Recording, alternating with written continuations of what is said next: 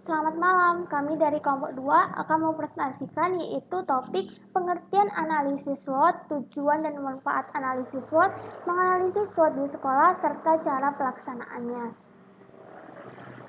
Nah, anggota kelompoknya yaitu saya, Cindy Noviana Erinta Subrian, dan rekan saya Muhammad Faisal Anwar. Yang pertama, pengertian analisis SWOT. Analisis SWOT merupakan yaitu strength atau kekuatan, weakness atau kelemahan, opportunity atau peluang, threat atau ancaman, di mana SWOT dijadikan sebagai suatu model dalam menganalisis suatu organisasi yang berorientasi pada profit dan non-profit dengan tujuan utama untuk mengetahui keadaan organisasi tersebut secara lebih komprehensif.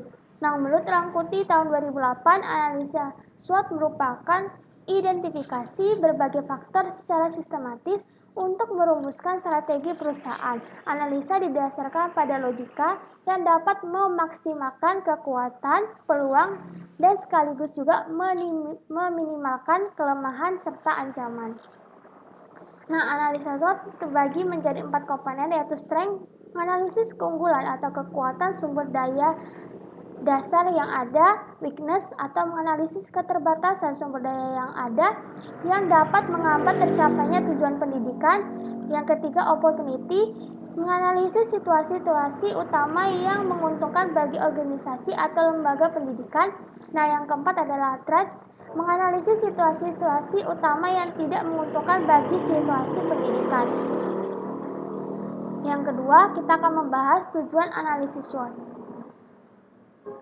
Jika analisis SWOT digunakan pada pendidikan, maka dimungkinkan bagi sebuah sekolah untuk mendapatkan sebuah gambaran menyeluruh mengenai situasi sekolah itu sendiri, baik dalam hubungannya dengan masyarakat, lembaga-lembaga pendidikan yang lain, dan lapangan industri yang akan dimasuki oleh para siswanya, bahkan sampai situasi internal sekolah itu sendiri.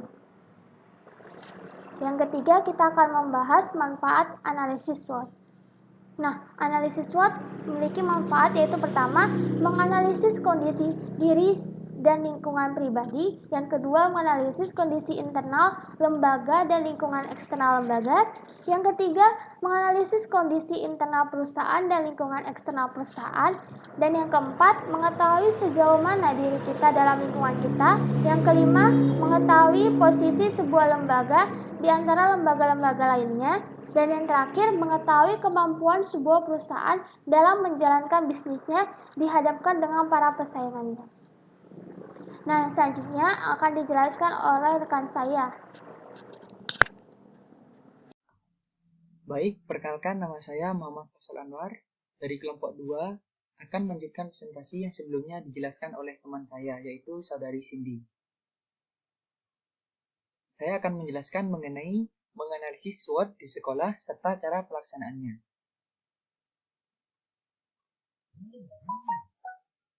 Menganalisis SWOT di sekolah serta cara pelaksanaannya. Analisis SWOT di sekolah bertujuan untuk menganalisis keunggulan dan kelemahan daya saing sekolah. Kemudian, analisis SWOT di sekolah berupaya untuk memanfaatkan secara maksimal semua kekuatan yang ada serta peluang-peluang yang terbuka, sekaligus dapat meminimalkan semua kelemahan dan ancaman yang dihadapi. Adapun langkah-langkah analisis SWOT di sekolah, yang pertama yaitu menyusun rancangan penelitian.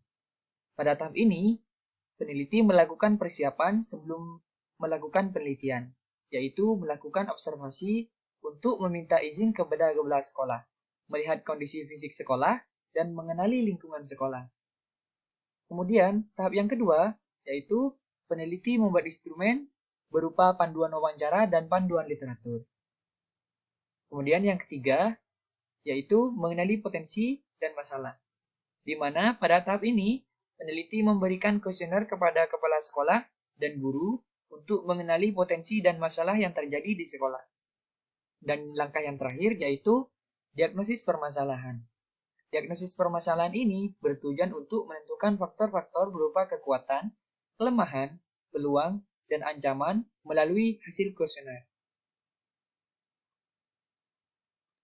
Kemudian, kekuatan atau strength yang ada pada sekolah dapat meliputi semangat juang atau komitmen guru dan karyawan sekolah atau SDM dalam memberikan pelayanan dan mendidik peserta didik tinggi.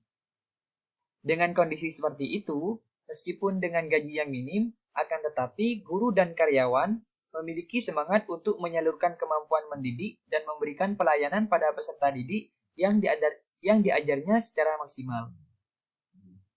Kemudian yang kedua, biaya sekolah terjangkau bagi masyarakat. Dengan biaya sekolah yang terjangkau, maka akan menarik minat peserta didik lebih-lebih jika kualitas sekolah yang bersangkutan bernilai bagus. Kemudian yang ketiga, pendekatan metode mengajar guru yang bervariasi. Metode pengajaran yang dilakukan oleh tenaga pendidik bervariasi dan inovatif membuat peserta didik tidak mudah bosan dalam belajar. Kemudian yang terakhir, program unggulan sekolah. Program yang dimiliki sekolah adalah program yang dilaksanakan seperti ekstrakurikuler, dapat melatih peserta didik untuk berdisiplin dan berani untuk keahlian di depan umum. Kemudian selanjutnya yaitu kelemahan atau weakness yang ada pada sekolah dapat meliputi yang pertama yaitu akreditasi sekolah. Akreditasi sekolah yang mendapatkan akreditasi C tidak mampu mencapai 8 standar pendidikan nasional sesuai aturan pada sistem pendidikan nasional. Hal ini biasanya dinilai dari segi sarana dan prasarana, standar penilaian, standar kompetensi lulusan, manajemen pengelolaan sekolah, dan lain-lain yang menunjukkan bahwa masih perlu adanya penanganan yang lebih serius. Kemudian yang kedua yaitu kesejahteraan pengajar atau karyawan yang tidak terpenuhi dengan baik. Penghasilan yang diperoleh dari sekolah tidak mampu mencukupi keperluan hidup pengajar dan karyawan sekolah. Ini termasuk dari kelemahan yang ada pada sekolah. Kemudian yang ketiga yaitu kurangnya prestasi peserta didik yang membawa nama sekolah dalam berbagai kompetensi yang diadakan dari luar sekolah. Nah, hal ini dapat terjadi jika pengurus sekolah dan tenaga pendidik jarang mengikut sertakan peserta didiknya dalam satu kompetensi lokal maupun interlokal, seperti olimpiade, sains, olahraga, seni, dan sebagainya. Dan yang terakhir yaitu lokasi sekolah kurang strategis. Lokasi sekolah berada di dalam perkampungan, transportasi umum sulit, jalan depan sekolah yang sempit membuat spanduk yang dipasang di depan sekolah tidak dapat terbaca dengan baik oleh warga, sehingga hal ini dianggap menjadi salah satu kelemahan. Kemudian, peluang atau opportunity yang ada pada sekolah dapat meliputi yang pertama yaitu adanya dukungan dana operasi dari pemerintah dan donatur. Sekolah bisa memanfaatkan dana BOS atau bantuan operasional sekolah, BSM atau bantuan siswa miskin, dan program yang diperoleh dari pemerintahan atau dana donatur guna memperbaiki sistem manajemen dan sarana prasarana yang ada. Kemudian yang kedua, hubungan kerjasama yang dilakukan sekolah dengan para alumni akan membantu mempertahankan dan meningkatkan kualitas sekolah. Dan yang terakhir, yaitu tradisi turun-temurun orang tua untuk menyekolahkan adiknya atau menyarankan agar saudara atau tetangga dapat bersekolah di tempat yang sama dengan anaknya. Hal ini dikarenakan orang tua tersebut sudah memiliki rasa percaya dengan sekolah yang bersangkutan. Kemudian, yang terakhir, ancaman atau threat yang ada pada sekolah dapat meliputi yang pertama yaitu tingkat kepercayaan masyarakat. Turunnya tingkat kepercayaan terhadap sekolah terkait berbagai permasalahan membuat orang tua enggan untuk menyekolahkan anaknya di sekolah tersebut.